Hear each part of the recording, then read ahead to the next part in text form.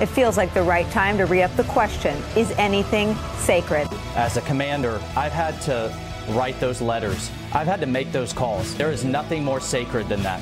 I don't know anything about what is or isn't, sanctimonious or something sacred. This, we're saying all week, this should be sacred.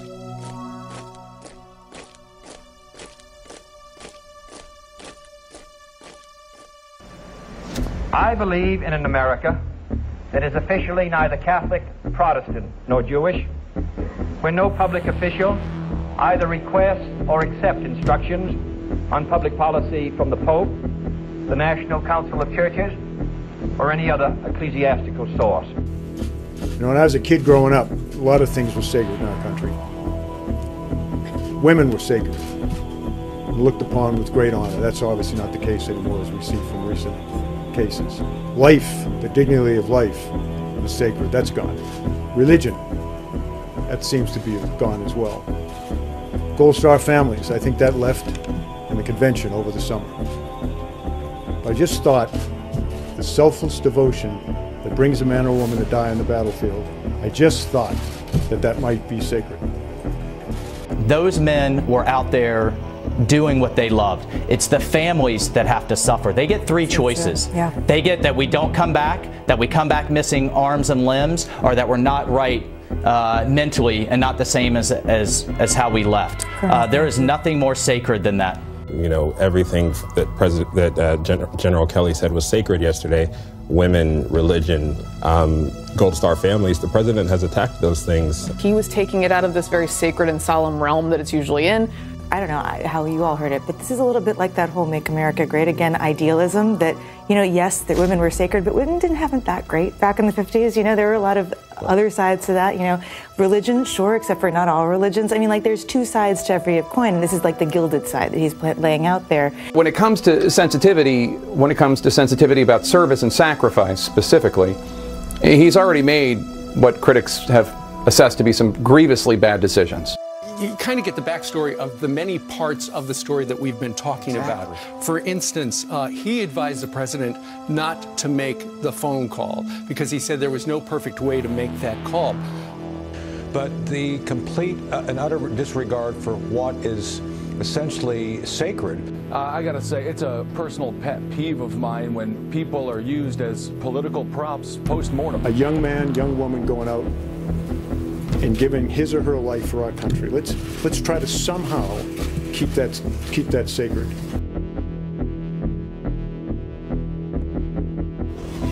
But if the time should ever come, and I do not concede any conflict to be remotely possible, when my office would require me to either violate my conscience or violate the national interest, then I would resign the office. And I hope any other conscientious public servant would do likewise. So the idea here is that everyone was acting in good faith, acting in a very sacred way. So let me tell you what happens. Their buddies wrap them up in whatever passes as a shroud. Their first stop along the way is when they're packed in ice, and then they're flown to usually Europe, where they're then packed in ice again, embalms them. The remains are to travel feet first when being transported from one point to another. At each transfer point, regardless of the mode of transport, we will render honors. Meticulously dresses them in their uniform with the medals that they've earned, the emblems of their service, puts them on a helicopter as a routine, and sends them home. A very, very good movie to watch if you haven't ever seen it is Taking Chance, where this is done in a movie HBO setting. Chance Phelps was killed under my command. Because I think that was a very wise movie made to just go and have some reverent silence among those who have fallen, whose bodies have been, as he said, packed in ice. Packed in ice. The only thing I could do to collect my thoughts was to go and walk among the finest men and women on this earth. And you can always find them. because they're in Arlington National Cemetery.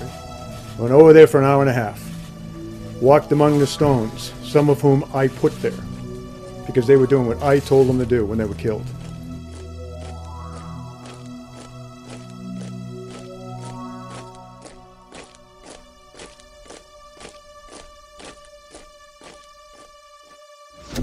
He said, you know, these men and women, they have it in their DNA not to run, and they serve into eternity. And they serve into eternity. And that this isn't about reaching the bottom. We will fall forever. When there's nothing in our country anymore that seems to suggest that self-service to the nation is not only appropriate but required. But that's all right. He enlisted. There's no reason to enlist. He enlisted. As I walk off the stage, understand there's tens of thousands of American kids, mostly, doing the nation's bidding all around the world. They don't have to be in uniform. And I think he has it right. And look, again, his words are measured, they are careful. This is something that was sacred before, nothing is sacred, I guess, in this situation anymore. You know, we're getting near that beautiful Christmas season that people don't talk about anymore. They don't use the word Christmas because it's not politically correct. Ministers say the crowds on Sunday rivaled those at Christmas. The president was one of those Americans who went to church, but he spent a lot of the time this weekend meeting with advisors at the presidential retreat Camp David. When he returned to the White House, he spoke to the media. This crusade, this war on terrorism, is going to take a while. Let me ask some questions about faith, which is a tough subject to talk about. You have called at times this battle against terrorism a crusade. I said it once and probably shouldn't have used that word.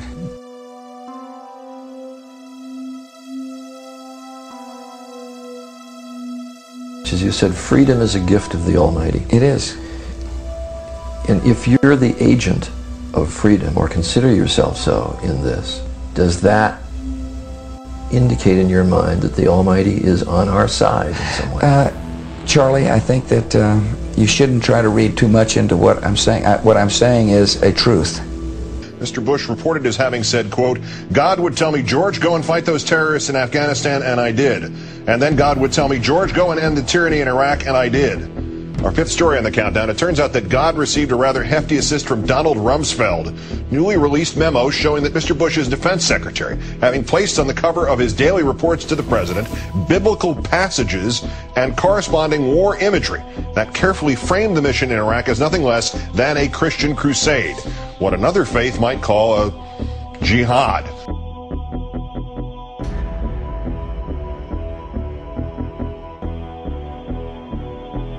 April 8th, 2003, one day before the fall of Iraq's capital city, an American tank passed beneath Baghdad's Hands Victory Monument in what is now part of the U.S. enclave called the Green Zone. Quote, open the gates that the righteous nation may enter, the nation that keeps faith. Isaiah 26, verse 2. Mr. Rumsfeld not being one to flaunt his own religious views. It was, however, President Bush's style. Mr. Rumsfeld, writes Draper, likely having viewed the scripture as a way to make a personal connection with his president. And above all else, we know this. In America, we don't worship government, we worship God. I want a chief executive whose public acts are responsible to all and obligated to none, who can attend any ceremony, service, or dinner his office may appropriately require him to fulfill, and whose fulfillment of his presidential office is not limited or conditioned by any religious oath, ritual, or obligation. Our religious liberty is enshrined in the very First Amendment in the Bill of Rights. The first part is a prohibition of any respect towards any establishment of religion. This is also considered to be the secularization of government. The second part is a guarantee of the freedom of religious exercise. The American founders invoked our Creator 4 times in the Declaration of Independence.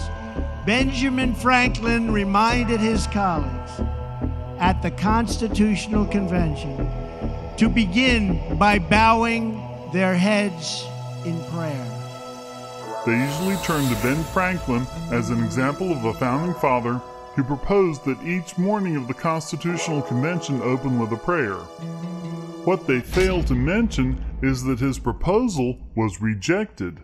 They didn't even bother to vote on it. They adjourned for the day, and Franklin never brought it up again. As long as I am president, no one is going to stop you from practicing your faith or from preaching what is in your heart. We want to hear him. And neither do I look with favor upon those who would work to subvert Article 6 of the Constitution by requiring a religious test, even by indirection. For if they disagree with that safeguard, they should be openly working to repeal it. Where Article 6 prohibits religious tests as a requirement to take public office.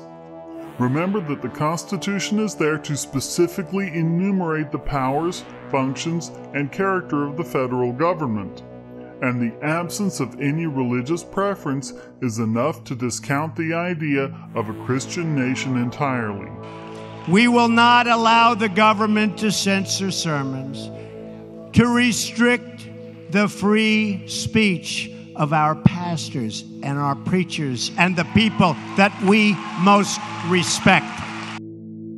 I believe in an America where the separation of church and state is absolute, where no Catholic prelate would tell the president, should he be Catholic, how to act, and no Protestant minister would tell his parishioners for whom to vote. I also want to speak to all of the people, see, you thought I forgot, in our faith community who are here with us tonight, veterans and non-veterans alike. Then it is the whole nation that will be the loser in the eyes of Catholics and non-Catholics around the world, in the eyes of history, and in the eyes of our own people.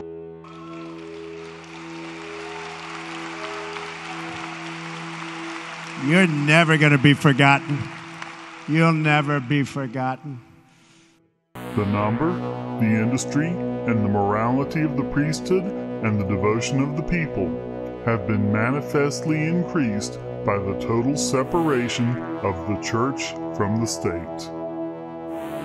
For while this year it may be a Catholic against whom the finger of suspicion is pointed, in other years it has been, and may someday be again, a Jew, or a Quaker, or a Unitarian, or a Baptist. Another example is that members of certain religious groups can be exempted from paying the Social Security tax. Any member of a religion on a list of government-recognized religions can file Form 4029 and, if approved, never have to pay any Social Security tax at all, again, justified by the prohibition on the free exercise of religion.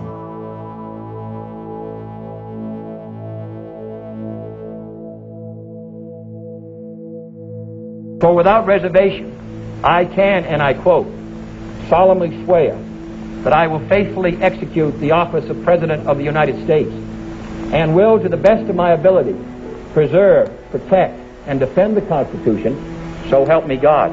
So help me God. Again, the question is, who gets to define what the sacred is?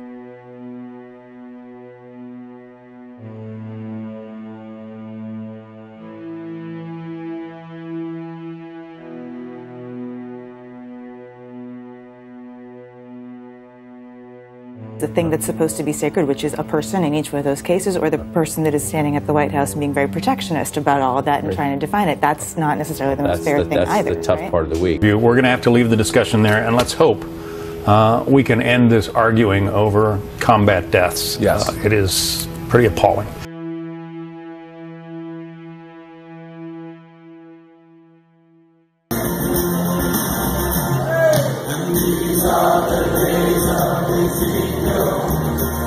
The tribal people